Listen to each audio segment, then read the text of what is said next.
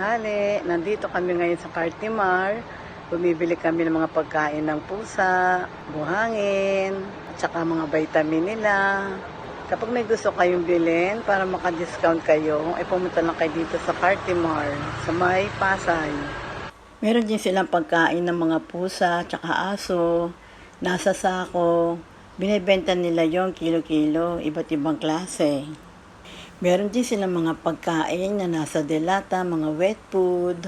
Silang mga vitamin, lahat ng klase ng vitamin, sabon at shampoo, at wet food na nasa sachet.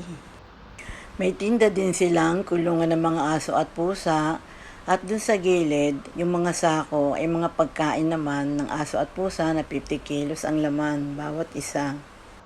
Meron ding mga buhangin na mabibili sa Cartimar para sa pupo ng mga pusa, lang lagay ng inuman ng mga pusa at saka pagkain. At sa bandang itaas ay meron ding gatas para sa mga kitten at saka kadena, yung nilalagay sa leeg ng aso.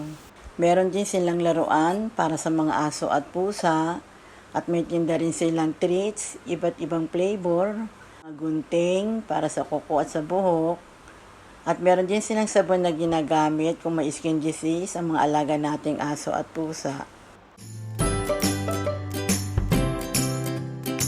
Kung mag-aalaga kayo ng isda, ay may tinda rin silang aquarium na meron kang mailalagay na tuyong punong kahoy, bato, shell, mga coral, at meron din mga bulaklak na plastic. Meron din panglinis ng aquarium at meron din pagkain ng mga pusa. May tinda rin silang hamster, kulay brown, white, black, at may combination din ng white and black.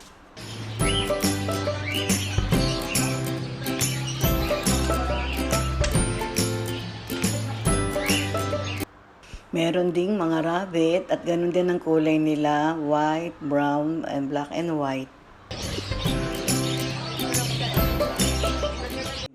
Lahat ng klase ng mga ibon at may tinda rin silang kulungan para sa mga ibon.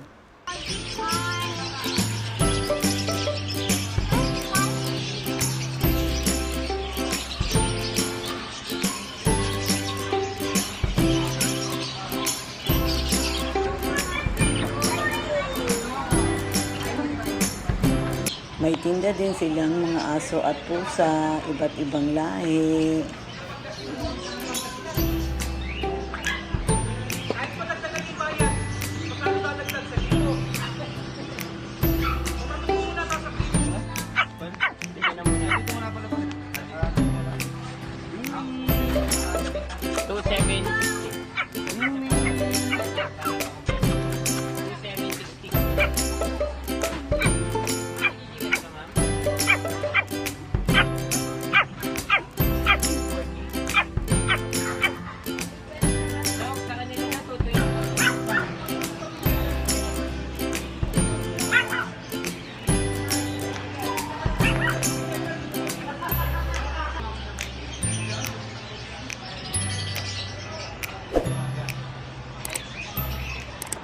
Huwag niyong kalimutang mag-like, share, and subscribe sa channel ko, Kritzy Cats.